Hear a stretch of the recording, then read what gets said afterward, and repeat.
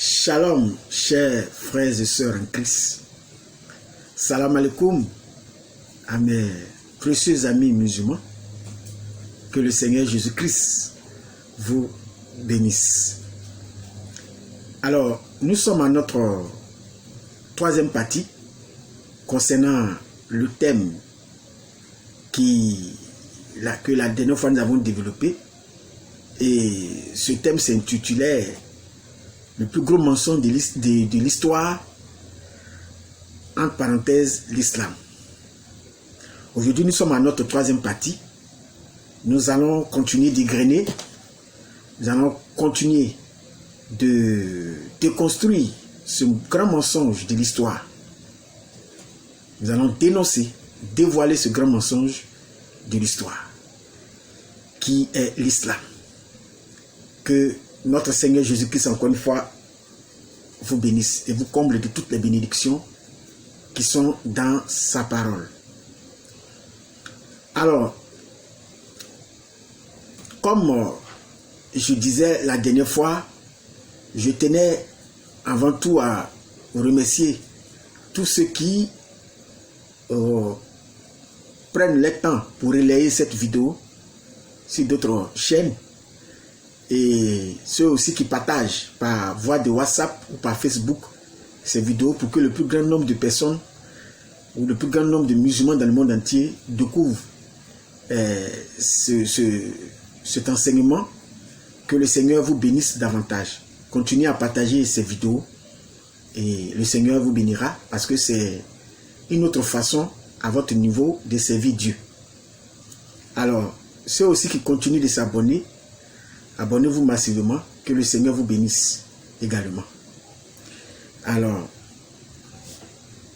c'est ensemble que nous allons mener ce combat et je crois que le Seigneur fera sortir les fils de Dieu qui sont encore égarés dans cette religion, dans ce grand mensonge de l'histoire. Nous allons aujourd'hui traiter le sujet de Genèse 17. Nous allons approfondir ce thème que nous avons commencé à développer concernant le plus gros mensonge de l'histoire qui est l'islam. Nous allons vraiment aujourd'hui approfondir cela au travers de Genèse 17. Vous savez, Genèse chapitre 17 est le texte. Genèse 17 verset 20, le texte que les prosélytes musulmans depuis plus de 14 siècles utilisent dans le but de pouvoir valoir l'islam, dans le but de pouvoir donner une valeur à l'islam.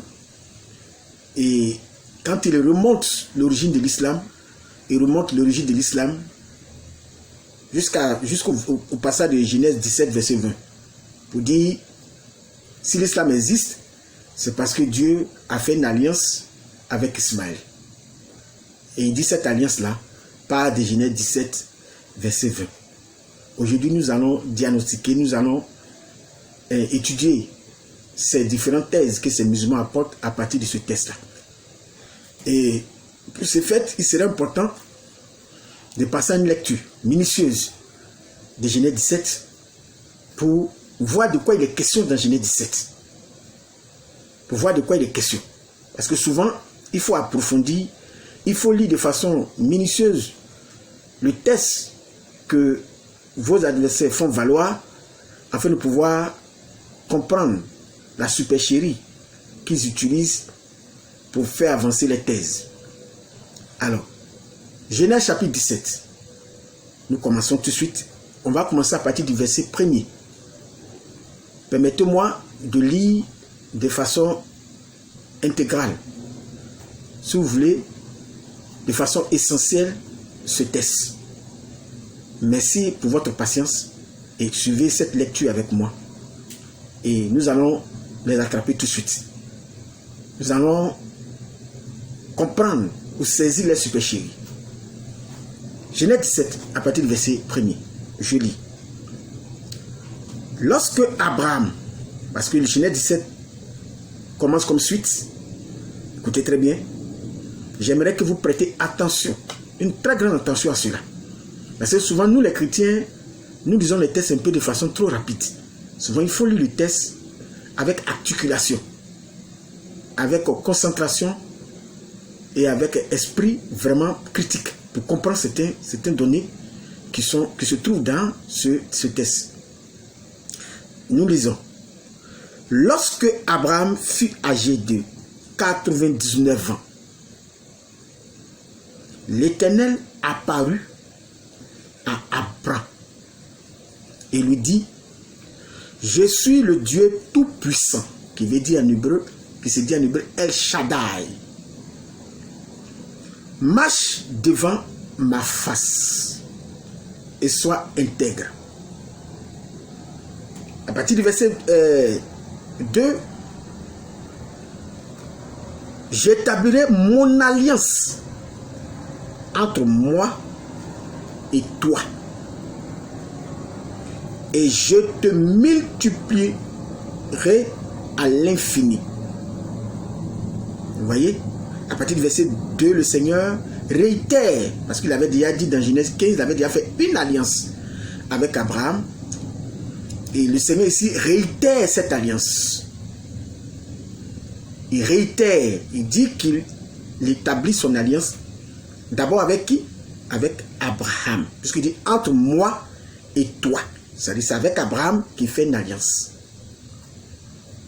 Au verset 3, Abraham tomba sur sa face et Dieu lui parla en disant, au verset 4, voici mon alliance que je fais avec toi. Dieu va préciser quelques clauses de cette alliance-là.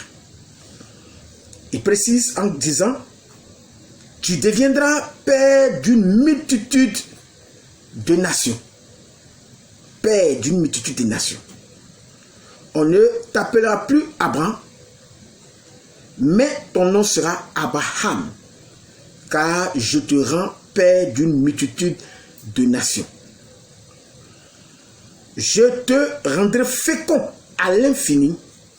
Je ferai de toi des nations et des rois sortiront de toi. Au verset 7 maintenant. J'établirai mon alliance entre moi et toi. Il répète encore cela. Et tes descendants après toi. C'est là que commence le problème. Dieu dit qu'il établit son alliance entre Abraham et lui. Jusqu'à là, ça va. Mais lorsque il fait mention de ses descendants, il y a une confusion qui commence à naître. Suivez très bien. Il dit, et tes descendants après toi, selon leur génération. Ce sera une alliance perpétuelle. C'est-à-dire, c'est une alliance qui va durer dans le temps. Dans le temps, c'est-à-dire, tant que le monde, les jours vont continuer de naître chaque matin, cette alliance continuera. Une alliance perpétuelle en vertu de laquelle je serai ton Dieu et celui de ta postérité après toi. Et il continue au verset 8, il dit, je te donnerai et à tes descendants après toi le pays que tu habites comme étranger, tout le pays de Canaan en possession perpétuelle, et je serai leur Dieu. Ça crée une certaine confusion. Et dans cette clause de jusqu'à là, je dis jusqu'à là, ça prête à une certaine confusion, alors qu'il n'y a pas de confusion. Vous allez comprendre pourquoi je dis cela. Parce que nos amis là, ils sont très subtils. Ils aiment la subtilité et ils utilisent beaucoup la subtilité ou les nuances pour pouvoir s'insérer, s'introduire, pour glisser la fausseté de l'islam. Donc c'est pour ça que je voudrais qu'aujourd'hui, vous analysez de façon plus pertinente, de façon plus précise, ou beaucoup plus intellectuelle et spirituelle ce test avec moi. Pour qu'aujourd'hui, on en finisse aujourd'hui avec cette histoire-là de l'islam serait venu d'Abraham. Donc il faut qu'on écoute bien cela. Alors, ensuite, puisque nous sommes en train d'étudier les clauses qui se trouvent dans cette alliance, on avance Le verset 9, vous pouvez lire, continuer à lire. Moi, je vais aller directement au verset 15. Au verset 9, ils vont parler de la circoncision, etc. Tout ça, ça faisait partie de cette clause-là. Voilà, jusqu'au verset 14. Mais à partir du verset 15, pour aller plus vite, Dieu dit à Abraham, puisque le nom d'Abraham a changé, d'Abraham, c'est devenu Abraham. Tu ne donneras plus à Sarai, ta femme, le nom de Sarai, mais son nom sera Sarah. Je la bénirai et je te donnerai d'elle un fils. Là, ça devient très intéressant.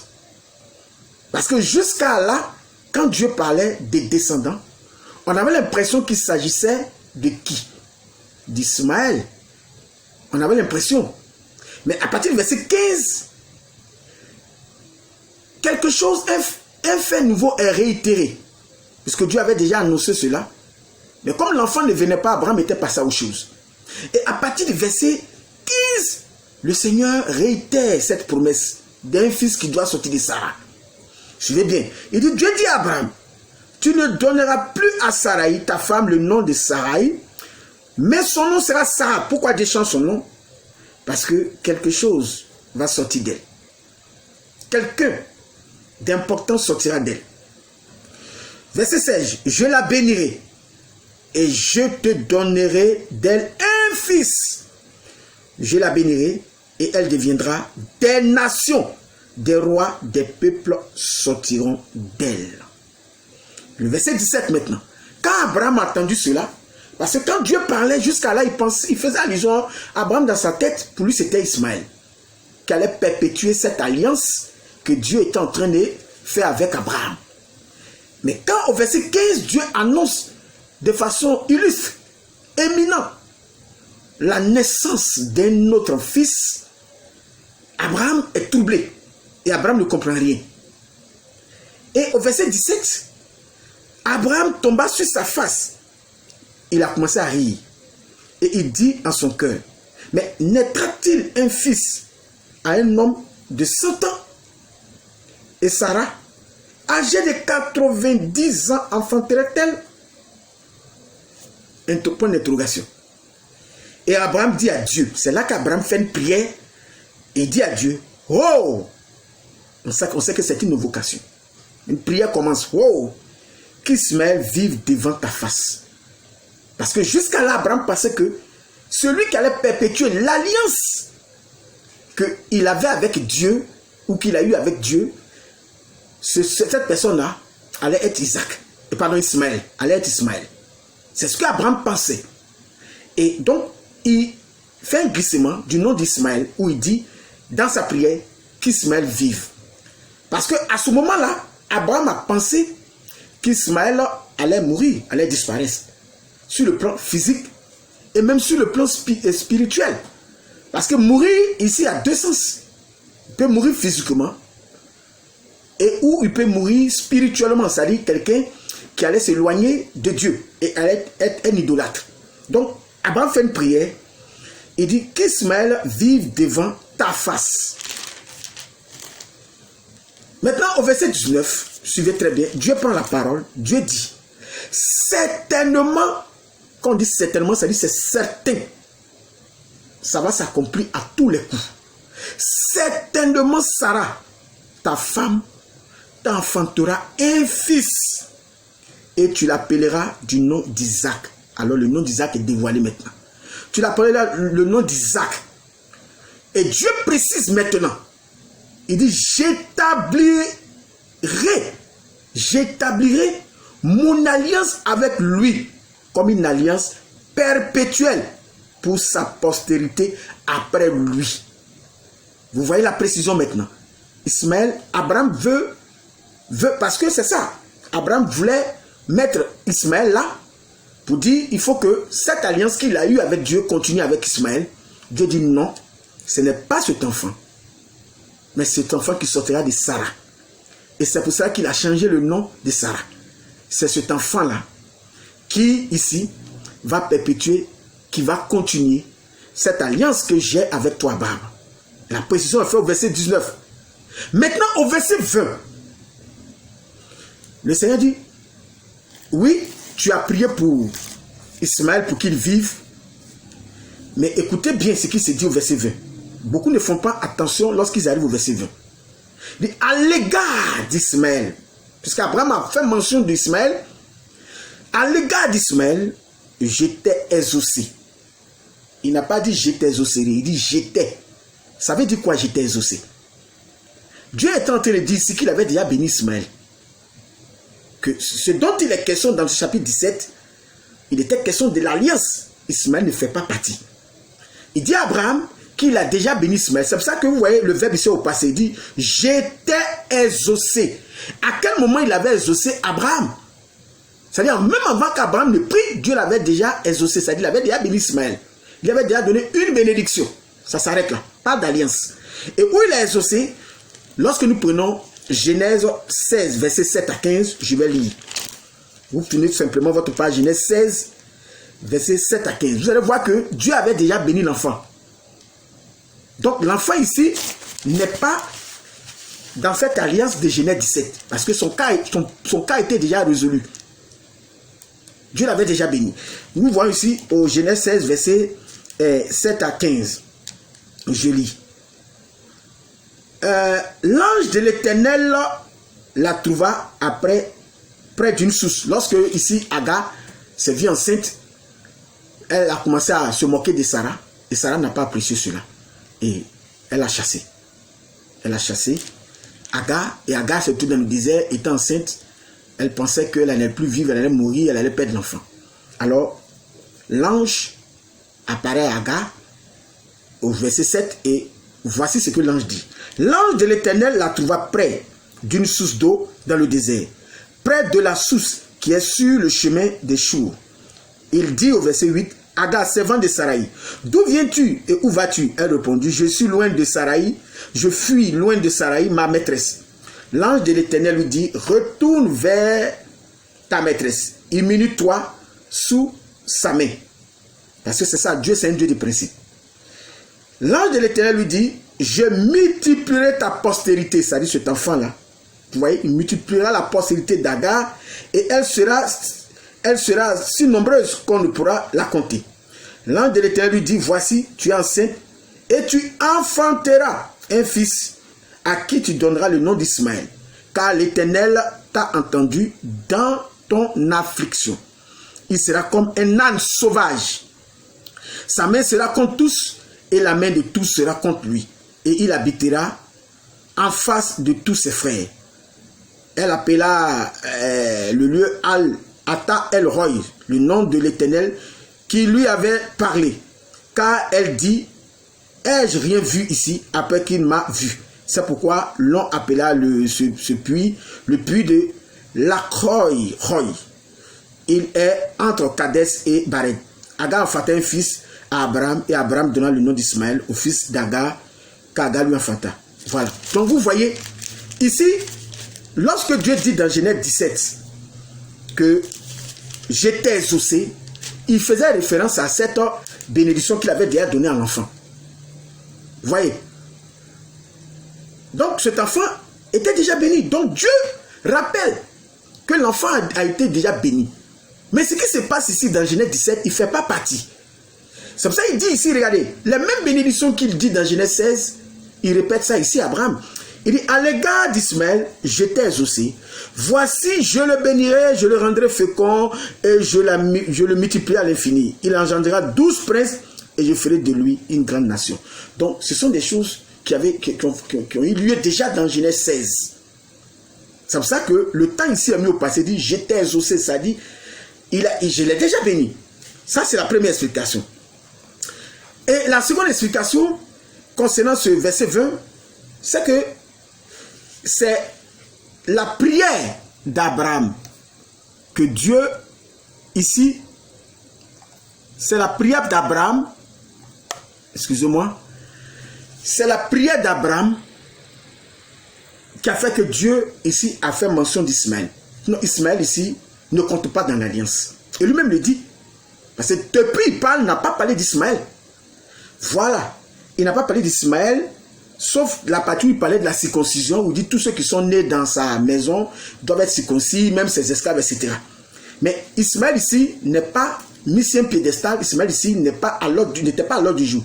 C'est par rapport à la prière d'Abraham que Dieu a fait mention. Puisque Abraham a fait une prière concernant Ismaël, pour qu'Ismaël vive. Là, Dieu rappelle à Abraham que cet enfant, en réalité, il avait déjà béni. Mais, dans ce chapitre 17, où l'on parle de l'alliance, il ne peut pas ici faire mention de lui. On ne peut pas faire mention de lui ici. Voilà, c'est ce que Dieu rappelle à Abraham. Au verset 21, le Seigneur dit, j'établirai mon alliance avec Isaac. Le Seigneur répète. Vous savez que quand on répète une chose 2 fois, ça veut dire que cette chose est véridique. Dieu répète encore ici au verset 21. Il dit, j'établirai mon alliance avec Isaac.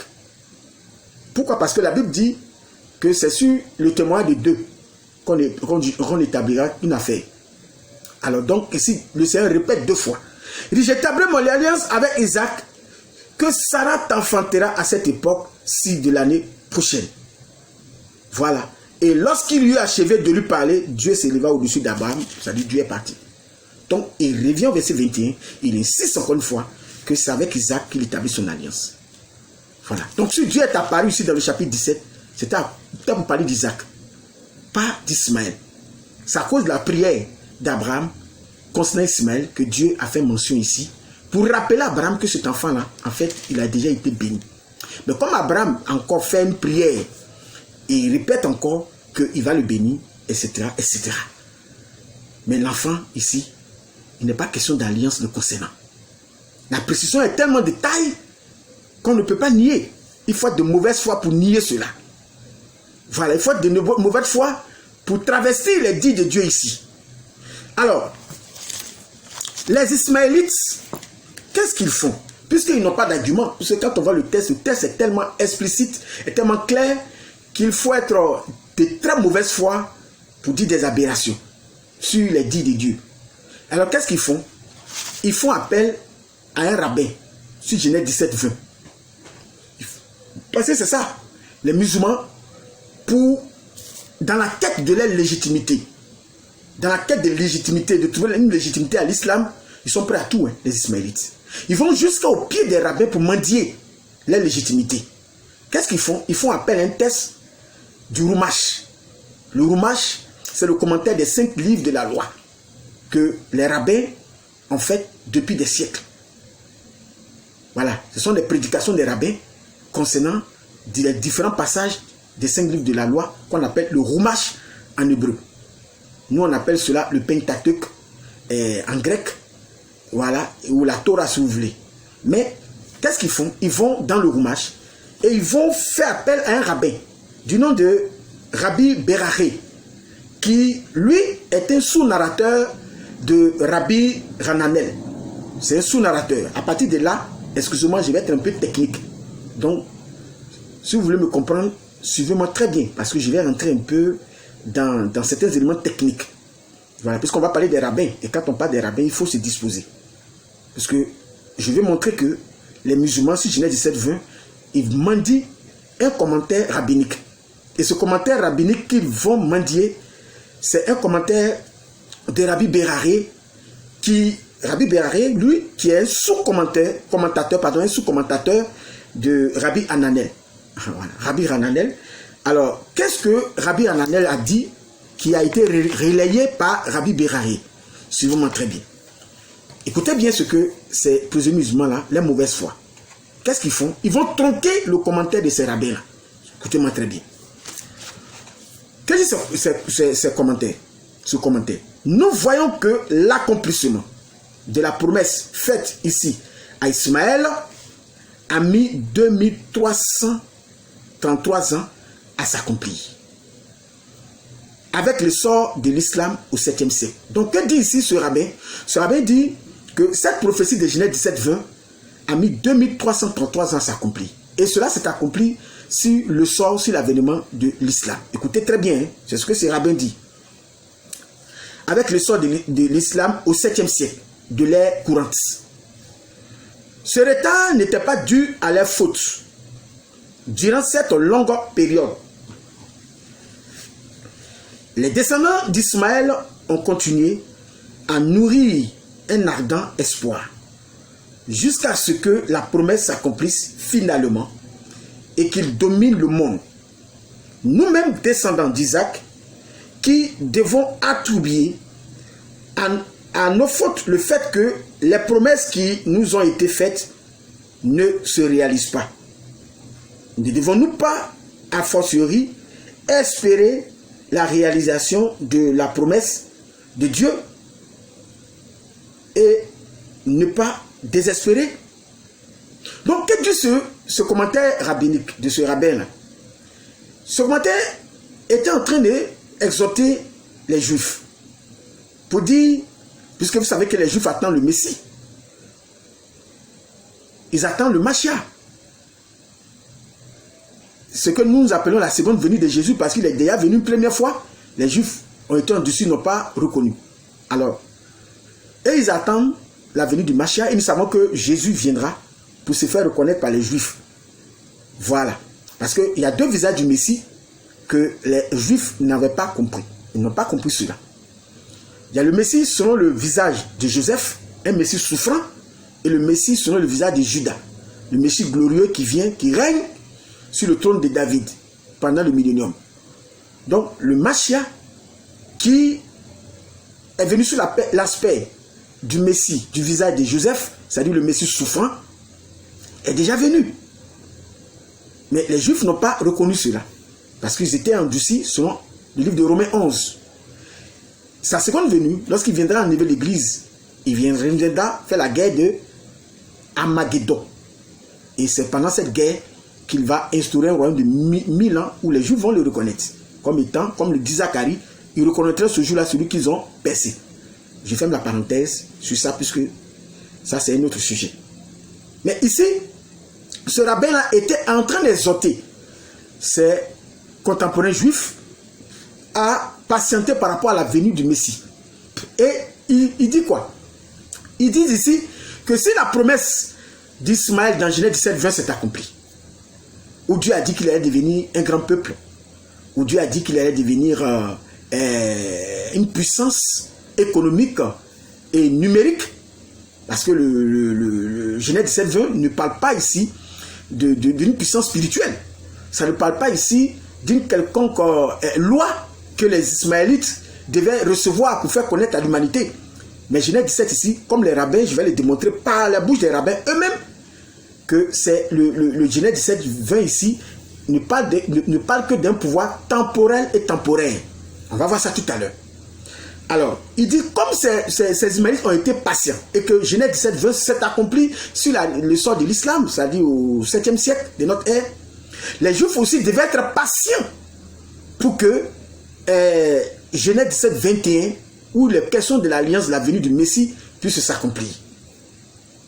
Ou les questions de la venue du Mashiach qui va venir régner sur le monde, ou qui va établir les Juifs comme étant la première puissance dominatrice, qui va être un peuple comme l'a décrit Ézéchiel, Ésaïe, etc. Un peuple, un grand peuple. Il faut qu'eux aussi, ils patientent pour que les promesses s'accomplissent. C'est-à-dire Genèse 17, 21, où les questions de l'alliance d'Isaac s'accomplissent. Donc c'est ce que Rabbi Hananel disait, et dont Rabbi Beraré a relayé dans son commentaire à lui. Donc Rabbi Beraré est un sous-narrateur, un sous-commentateur de Rabbi Hananel. Vous voyez?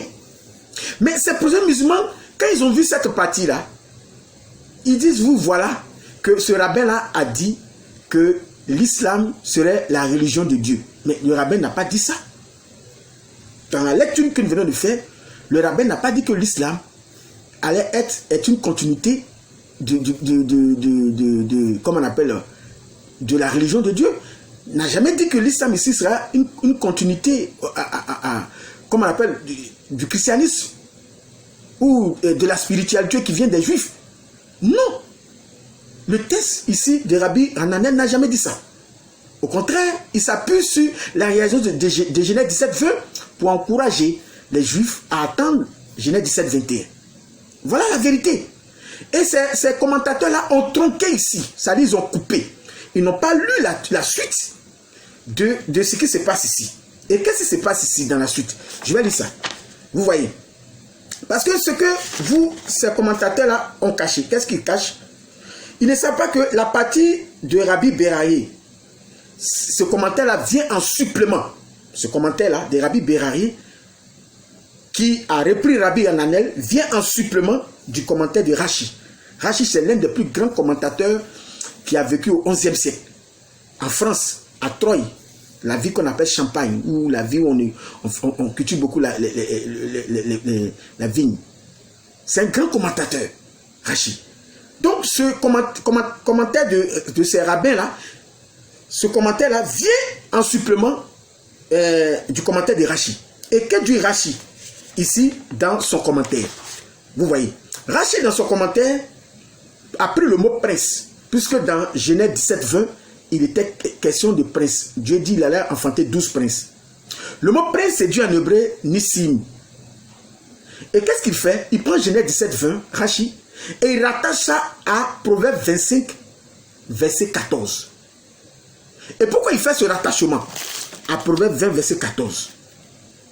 Suivez bien mon explication.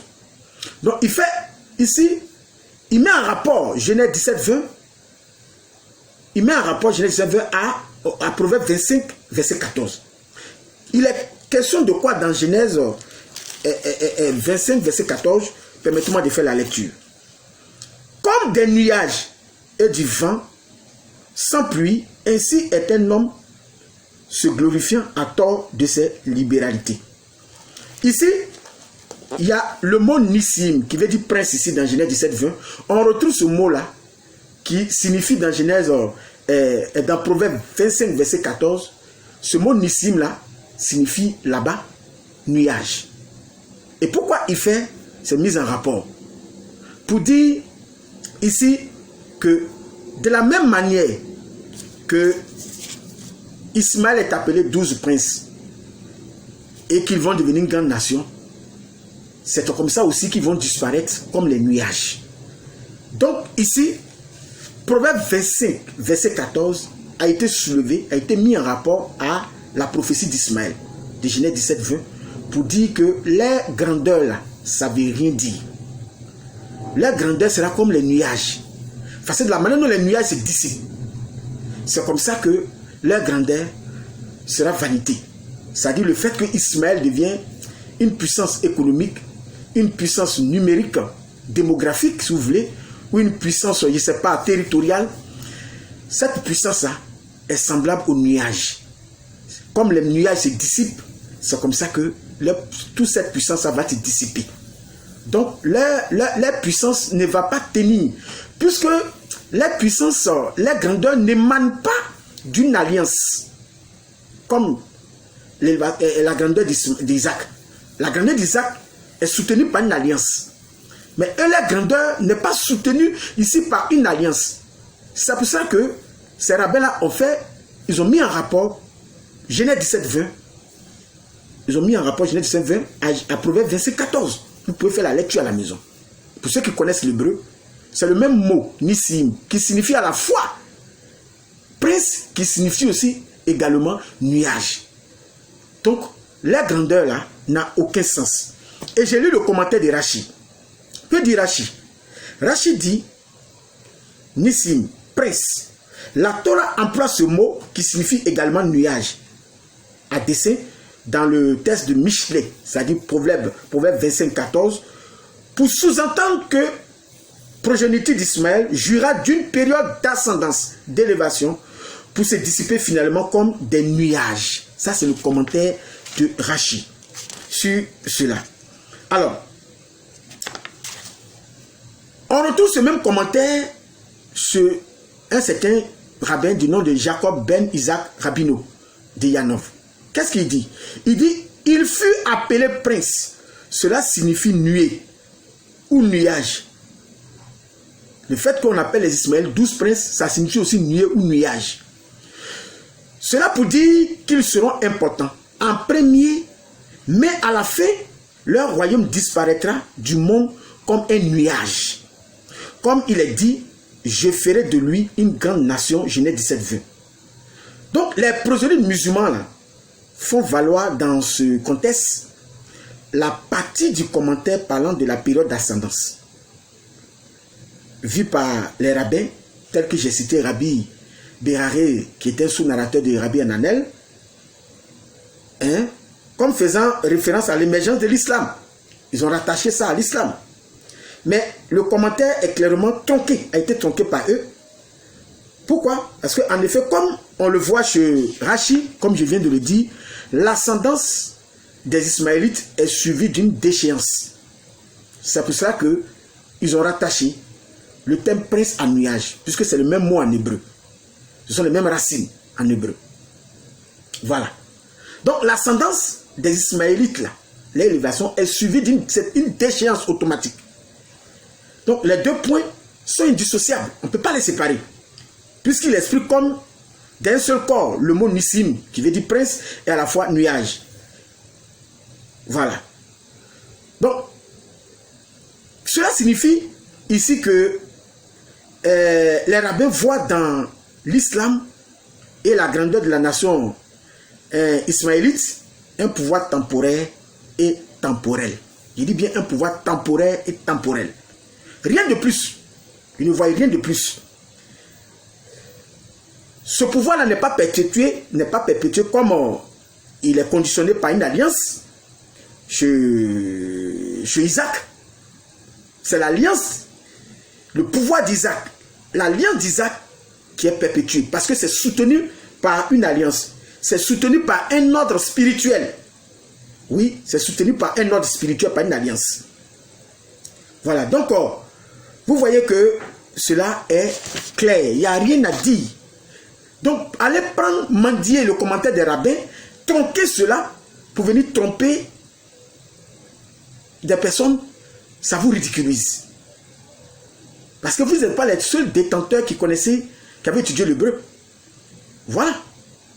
Alors, ce commentaire-là, quand vous citez ce commentaire, citez-le de façon intégrale. Qu'est-ce que les rabbins pensent de la bénédiction des Ismaélites? Il faut que vous citez cela. Ces rabbins-là, voilà ce qu'ils pensent de ça. Voilà ce qu'ils pensent de ça. La pensée qu'ils ont de Genèse 17 ne tient pas. Ça n'a aucun sens. Votre élévation, là, c'est suivi d'une déchéance. Ce n'est pas une élévation spirituelle. C'est une élévation économique, démographique. Oui. Parce que vous faites beaucoup d'enfants, hein. Vous faites beaucoup d'enfants. Vous faites des mariages à 13 ans, à 12 ans. Donc, vous commencez vite. Voilà la vérité. Alors, je vais lire un dernier texte pour terminer. Puisque nous sommes dans la troisième partie. Donc, je pense que à l'issue de ce commentaire, les Ismaélites, là, eux-mêmes, ils vont s'asseoir et puis ils vont réfléchir. Qu'ils se sont mis dans un gros problème. Oui, vous êtes mis dans un auto. Un auto. Voilà, donc il faut chercher, la seule façon, la seule manière de sortir de là, c'est de reconnaître le Seigneur Jésus-Christ. Oui, parce que tout ce que vous allez avancer comme argument, on va mettre cela à nu. Parce que vous ne pouvez pas tricher avec l'histoire. Et ça, c'est un gros mensonge de l'histoire. Fait un glissement de non-sens dans Genèse 17, 20 pour dire, cela parle comment on appelle, de l'avènement du Coran. Ça n'a aucun sens. Dans la quatrième partie de ce sujet-là, je vais démontrer que le Coran là n'est pas la parole de Dieu. Oui, je vais démontrer ça. Mais vous allez voir ça. Alors, je lis par exemple le texte de... Écoutez bien ce que les rabbins... Puisque c'est eux qui font appel aux rabbins. Hein, et ils font appel aux rabbins pour se justifier. Nous, on n'a pas besoin des rabbins. Nos propres convictions, justifications se trouvent dans nos propres textes. Voilà. Le christianisme se justifie lui-même. Il ne va pas mendier sur les autres pour se justifier. Lisons Daniel 2, 40. Écoutez ce que les rabbins disent de l'islam. La prophétie de Daniel. Daniel 2, verset 40. Je fais la lecture. Il aura un quatrième, puisque ici, Daniel a vu, le roi a vu une statue, etc. Voilà, donc Daniel apporte l'explication de ces statues, mais je vais directement au quatrième royaume. Il aura un quatrième royaume, fort comme le du fer, de même que le fer brise et rompt tout, il brisera et rompra tout, comme le fer qui met tout en pièces. Et comme tu as vu le pied et les orteils en partie d'argile, de potier et en partie de fer, ce royaume sera divisé. Mais il aura en lui quelque chose de la force du fer, parce que tu as vu le fer mêlé avec l'argile. Et comme les doigts des pieds d'argile, les doigts des pieds étaient en partie de fer et en partie d'argile, ce royaume sera en partie fort et en partie fragile. Vous voyez, tu as vu le fer mêlé avec l'argile, parce qu'ils se mêleront par des alliances humaines, pas spirituelles, mais ils ne seront point unis l'un à l'autre, de même que le fer ne s'allie point avec l'argile. Ici, ce quatrième royaume-là, d'après le commentaire des rabbins, il s'agit de Rome et de l'islam. Parce qu'on parle ici des orteils, une partie des orteils en fer, ça c'est comme on appelle le royaume du Rome, le royaume des Édomites, et une partie qui est en argile, c'est l'islam. Donc ce quatrième royaume, les rabbins disent que c'est l'islam. C'est-à-dire, et au verset 44, voici ce que les rabbins disent. Ils disent ce royaume-là sera détruit. Ils parlent de la déchéance de ce royaume. Daniel 2, verset 44 maintenant. Dans le temps de ces rois, le Dieu des cieux suscitera un royaume qui ne sera jamais détruit. Quel est ce royaume? La venue du Messie. Et qui ne passera point sous la domination d'un autre peuple. Il brisera et anéantira tous ces royaumes-là et lui-même subsistera éternellement. Donc, vous voyez ici, d'après les rabbins, l'islam sera déchu. Voilà. Nous retrouvons cette même prophétie-là dans Daniel, puisque la même prophétie ici est donnée en statue, mais est donnée là-bas sous la forme des animaux. Alors, donc, dans Daniel 7, je prends la même prophétie. Dans Daniel chapitre 7, le verset 23. Pour être un peu plus pressant, Daniel 7, verset 23. Alors, qu'est-ce qu'il est dit ici, Daniel 7, verset 23? Il me parla ainsi. Le quatrième animal, c'est un quatrième royaume qui existera sur la terre, différent de tous les royaumes, et qui dévorera toute la terre, la foulera et la brisera. Vous voyez, ce quatrième royaume. Donc, ce quatrième royaume, d'après les rabbins, il s'agit ici de l'islam. Maintenant, ce royaume qui est fort, qui va briser tous les autres royaumes, au verset 26 de Daniel 7, le royaume là va connaître une déchéance. Il dit, puis viendra le jugement et on lui ôtera sa domination qui sera détruite et anéantie pour toujours. Donc voilà l'idée que ces rabbins auprès de qui vous partez mendier votre légitimité là. Voici ce qu'ils pensent de l'islam. Votre essor ou votre grandeur là, ils s'en foutent de ça, ils n'en font rien parce que de toute façon, ils vous voient comme une bête, la quatrième bête de Daniel. Alors, je tenais à m'arrêter là pour cette troisième partie de cet enseignement. Pour dire que l'islam reste faux. Les rabbins, eux-mêmes, auprès de qui vous êtes partis, mendier là. Parce que c'est vous qui avez cité les rabbins. Donc, si vous avez cité les rabbins, on va vous faire savoir réellement ce que les rabbins pensent de vous. Ce qu'ils pensent de vous là, c'est ça. Ils vous voient comme l'antichrist, comme la quatrième bête qui sera détruit, anéanti à jamais. Donc, si l'islam, vous ne revenez pas à Christ, qui vient, qui est ce royaume qui va venir détruire tous ces bêtes-là, l'enfer sera votre demeure, comme l'a dit la Sourate 19, la Sourate 19, ayat 71 à 72. Alors, je tenais à m'arrêter. Encore une fois, c'est un rappel à Dieu que je fais, et Jésus a encore la main tendue pour que tu saisisses encore cette main. Il a encore temps. Ce n'est pas la peine de rester dans une posture belliqueuse,